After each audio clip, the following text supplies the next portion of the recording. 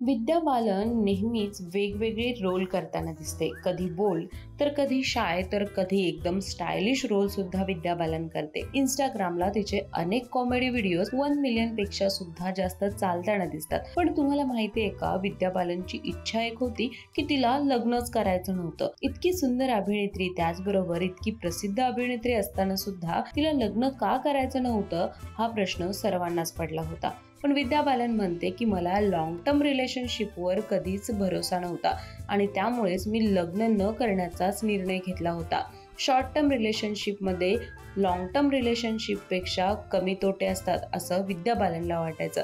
त्यामुळे तिने कधीच एखाद्या व्यक्तीबरोबर आयुष्य घालवण्याचा विचार नव्हता केला.